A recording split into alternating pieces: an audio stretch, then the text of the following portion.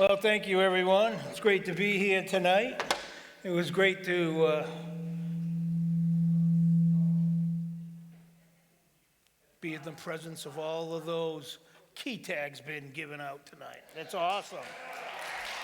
Congratulations, all of you. My name's John. I'm a grateful follower of Jesus Christ, and I'm blessed and thankful for that. I believe is the only true way to heaven. See, this comes from my experience through working the steps and surrendering my will. Step 12 states, now I've put this in the eye, because that's how I read the word today. Been taught to read it in the eye, because we are co-heirs of Jesus Christ. So with that said, that's how I believe in it, and that's how I do things. I've had a spiritual experience as a result of these steps, and now I try to carry this message to others and practice the principles laid out in this program in all my affairs. I recovered from alcoholism, drug addiction, rage, and a lot of darkness. This ruled my life for a long time, along with pornography, before I surrendered to Jesus Christ. In step 2, which says, came to believe that a power greater than me could restore me to sanity. I am the oldest of 3 boys who was born to a young couple in the early 60s. My parents were go-getters from the get-go and did their best with the tools that they had, which weren't many. They both came from dysfunctional homes, and rage and lust was present in my home where I grew up. Dad wasn't home much. He worked a full-time job, started a septic business in a small town we lived in, which he worked during the day, and then he was a pipe cover at night. Mom was a meat cutter at night and during the day in the small town. Fighting verbally and physically was common amongst my parents. And I can remember protecting my little brother and trying to stick up for my mother all the time. I remember my parents getting separated a few different times.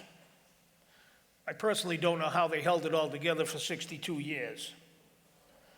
My father was a womanizer and had a girlfriend as well. I remember as a young boy, my parents going out clubbing and dancing and coming home and telling us the stories about walking off their buds at the beach before they drove home. See, it was something they sat around and did, and it was a common thing. Laughing about it. So as time went on, I thought that was a normal thing to do. And that's what I thought adults normally do, so. Me and my brother went to private schools and church with my parents when my father was around and living at home. I was in the band at school, along with Cub Scouts and Boy Scouts. That's where I learned how to party in the Boy Scouts. 8th grade came along, and a lot of my friends were leaving the private school to attend their local public schools. During this year, some of my friends were playing ice hockey, and I wanted to play.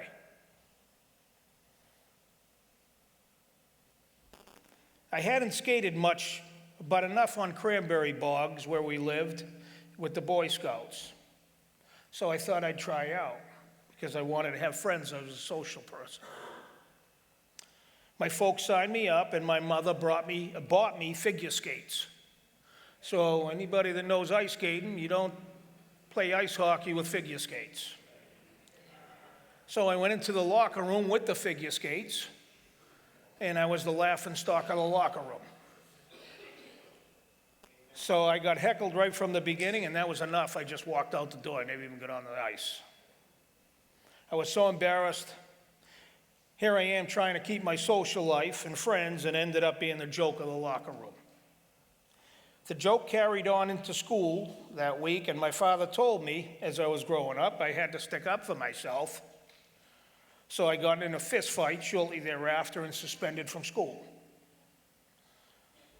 The school didn't like the fact that my father told me that, which I had told the nuns that, and they didn't like that so much. So they said, you know what, this isn't a good idea. You shouldn't come back for the 9th grade. And my parents told me, okay, well, you got kicked out of there. You're not allowed to go to a public school either. We're sending you to another private school, even further away. And that school awarded me a scholarship for playing soccer, which I never played, and band. See, the scholarship was something that they manipulated. I was curious how they managed to get the soccer part because I never played, but manipulation was part of what their thing was when I was growing up. And a big secret in our house was to fabricate things to the way we wanted them to go. And that continues to go on today in the dysfunction. By this time, their business grew and we were living in a new house. I ended up having my own floor, the bottom floor, with my own entrance. I started drinking beers and drinking more beers and smoking more pot at 14 years old. So I had freedom. We drove around one night partying out in Nashville when I was visiting my cousins, and we went out smashing mailboxes with baseball bats. And that, to me, I'll tell you folks, I had arrived. You know, that was the social thing I wanted to do, was hang around cousins and just, be reckless. I was a social person, if you remember me telling you that.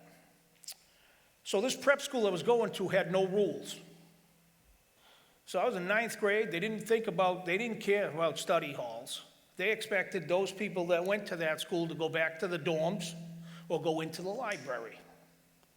I wasn't the studying type. So I didn't go back to a dorm unless we were getting high, and I didn't go to the library. But what I did do was it was a small town, a general store down the street, and it was wintertime up there. And I had a winter jacket on, and general store, one person at the cashier. It was easy enough just to go over to the liquor shelf and put some bottles in my jacket. So I was able to start supplying my habit that way. I would drink the hard stuff, but I would also pass it off and we would trade. Either smoking weed or doing lines or something, or acid or something like that. That's how I lived my life. There was also a smoking area there. It was just off the other side of the road from the school. So we'd go back there and everybody was getting high. My biology teacher even gave us booze on our field trip. Mimosas on board of the ship when we were out for biology at 7 in the morning. I mean, I had arrived. This was fantastic. The only thing is you're supposed to keep your grades up because this was a prep school. Well, I carried about a 62 average for 3 years. But I was hanging out with the cool crowd. I was drinking hard liquor, straight up most of the time. And then on the weekends, I had my own entrance. So I met some friends in the neighborhood. There was a big river. We had a buddy that his parents would buy us booze. We'd give the order on Friday afternoon. She'd come home Friday, early evening. She'd drop it off at the river. We'd party on the river. This was this is how I went to high school. It was fantastic. But I didn't really like beer. So I'd go behind the tree and pour it out a little bit, come back with a Heffenreffer. See, it's gone. That's not really, but I ended up loving beer. But see, my parents really wanted the best for me. The fighting at home and the insanity in my mind, it was a good reason to escape. So I convinced myself this was the best thing to do. I started skipping classes and got arrested again at this prep school. I got arrested one time before that I didn't tell you about, and that was for stealing the booze. Parents had to come down. This time I got arrested for pissing on the side of the road. Or I'll go back to my notes, indecent exposure. This was in the middle of the day of 15. At the end of the 11th grade, the headmaster called me and my parents into the office and told us I would not be welcome back to that school for my senior year. Today, what an embarrassment, I think. But then, I had arrived. I was finally going to be able to go to my public school. I walk into my public school, I was a mess. At that point, my mother was battling breast cancer, and I think of it now, I didn't even really care. I was stealing from my parents now, who owned laundromats, and I was the guy that was rolling the change.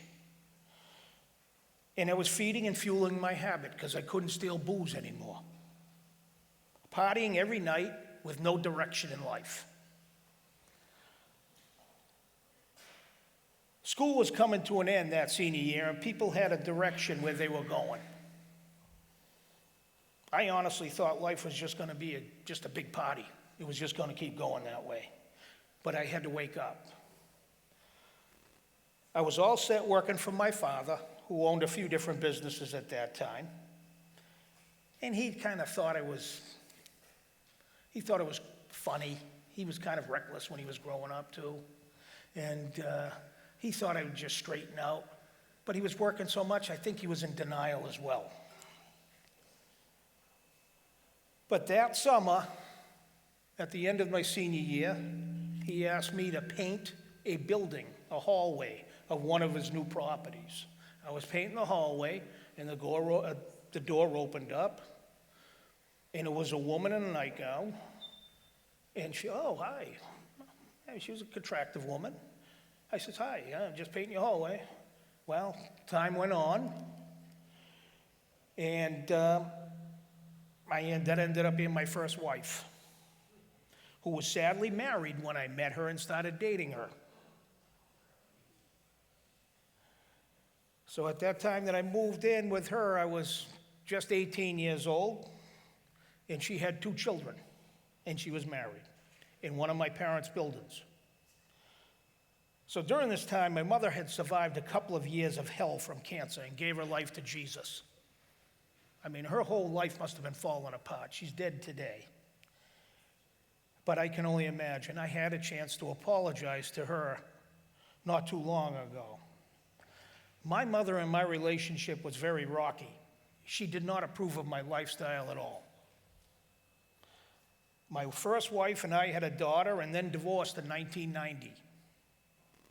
Waiting for the divorce, I became homeless, and I was sleeping in the men's club after getting kicked out of my in-laws for urinating in their bedroom closet. I was a blackout drunk at this time. I ran into my mother and father at a grocery store a few months later.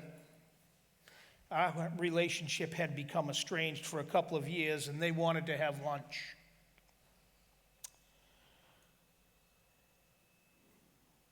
We met, and with boundaries, they invited me to live with them. I thought about it. I was living in the men's club. I said, well, I'm going to have to give this a chance. I want a relationship with my daughter. So this was the best way to develop that and start putting my life back together. Again, I was a major blackout drunk and using cocaine quite often.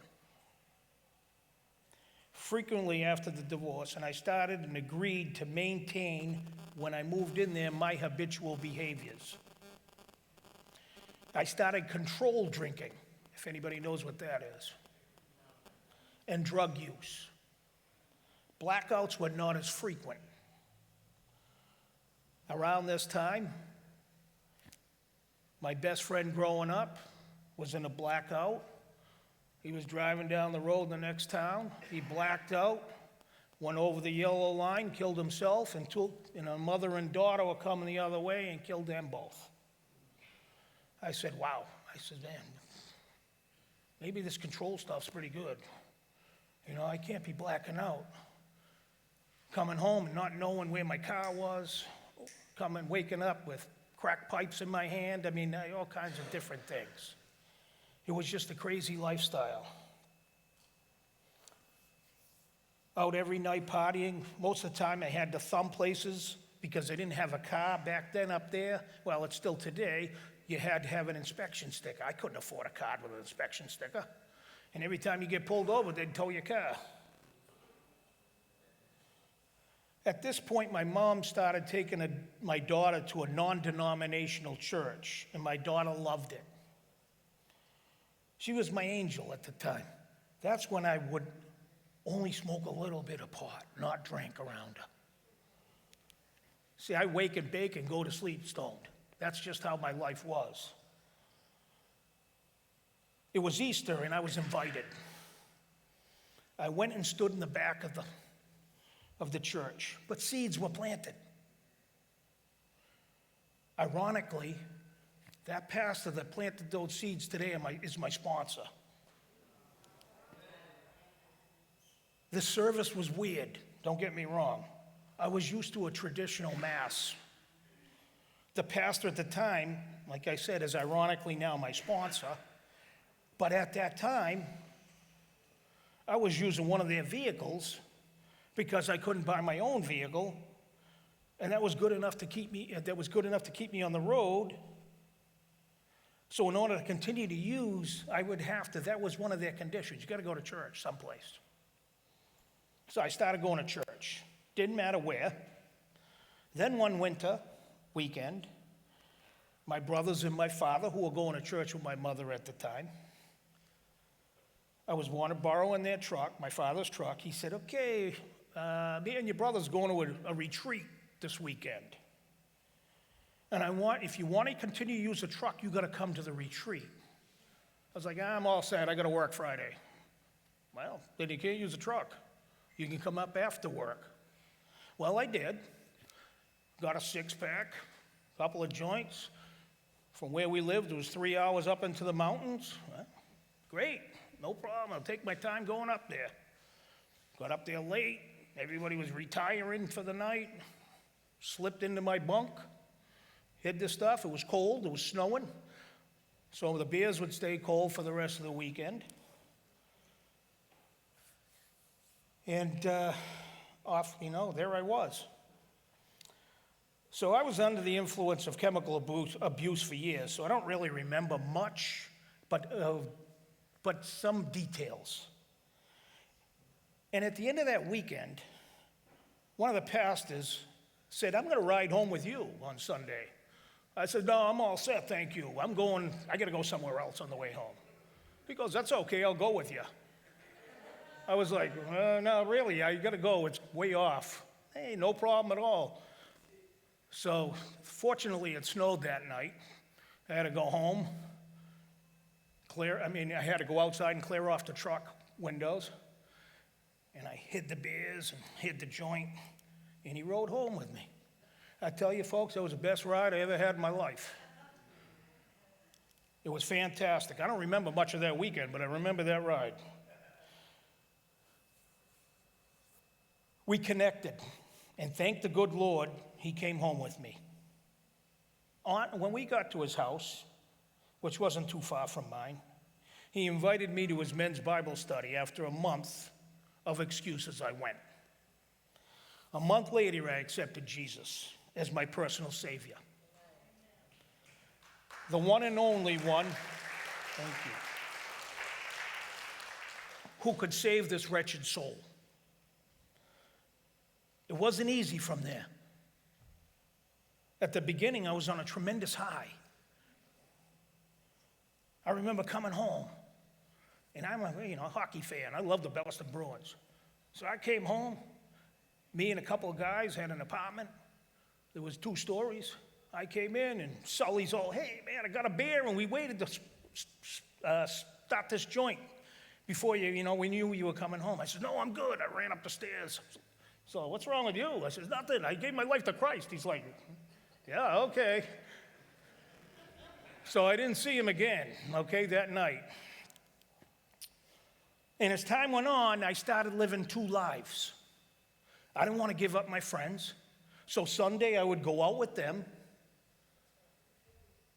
I'm out to church, after Sunday, I would go to the football game and drink, and then I would live with them, party with them.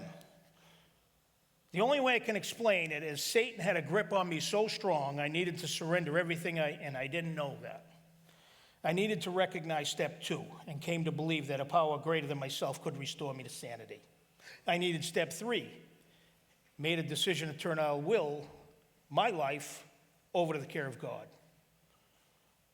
Folks, if you don't know what to surrender, get into a step study.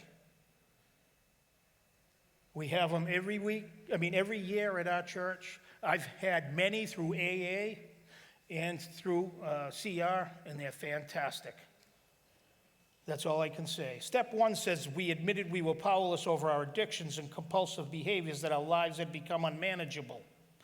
I know that nothing good lives in me, that is in my sinful nature. As I say, I facilitate step studies now and personally continue to get into my inventory daily. Step 4 says we made a searching and fearless, honest inventory of ourselves, for we need to realize God wants the very best for us. He loves us so much. He gave his only son who died on the cross for you and I. As time went on, I was introduced to my patient wife by mutual friends in church. We dated, courted for over a year before we got married in 2000. During this time, I still drank, smoked, and got high until the summer of 1999. Within the first year of our marriage, my wife told me I needed to get help or get out. She had an intercessor come over who was a counselor and a woman from church to talk with me. This friend was a drug and alcohol counselor who directed me to AA in order to save my marriage. I started going to AA and sat in the back. I did not think this program was going to work. I thought I could do it all by myself. I did not participate for the first year, but I had to stop drinking to start thawing out. So shortly afterwards, she strongly recommended we attend group therapy sessions together. We did this along with me going to AA. It was tough, real tough for a number of years. I had no clue how to have fun without alcohol and drugs for years. I experienced dry drunks and withdrawals mentally. AA and therapy were lifesavers for our marriage and consequently for my life. We have been in programs for the majority of our 25 years of marriage, and during this time of programs and counseling, I have had to learn who I was and what I have done. I had to get in touch with my feelings that I had buried and medicated over for years. I've had to forgive myself and forgive others who had hurt me. I had to learn that my drinking and drug use and womanizing and pornography was not my parents' fault, but mine, my responsibility. I had to break the strongholds that were passed down from generations of men in my family, recognizing what was wrong and claiming the victory with Jesus over them. I had to work steps 5, 6, and 7 and ask God to remove all my shortcomings so I could be the example of the way Jesus wants me to live for my grandchildren and future generations. Teaching our children and grandchildren over the last 20 years about a mixed godly marriage and a sober lifestyle also has been tough. I am human, in human form, and I'm not always the easiest to live with. I put Jesus Christ above all and continue to give him all that I have as I ask him to direct my steps every day. I have to pick up my cross every single day and carry it and be mindful of what I'm doing. Step 11, we sought through prayer and meditation to improve our conscious contact with God, praying only for the knowledge of his will and the power to carry that out. I give him all the glory and thank him for who I am today. And I realize every day I must surrender my life and look for a direction as I ask him to direct my steps. I do not want to do it my way. Even though it said up there, I am my own boss. I used to think that. We were asked to help facilitate a Celebrate Recovery program at New Hope Ministries in Naples. Today, I help men and women as I'm the ministry leader of the program, as I sponsor men, and I'm an accountability partner to several others. I'm in constant contact with men and women in the spiritual realm who have taught me, for one, this scripture. My son, be attentive to my words and incline your ear to my sayings. Let them not escape from your sight, but keep them within your heart. For they are life to those who find them and healing to all their flesh. Proverbs 4:20-22. I want to thank you all for listening and spending time coming here tonight. Continue to work it. You're worth it. Thank you.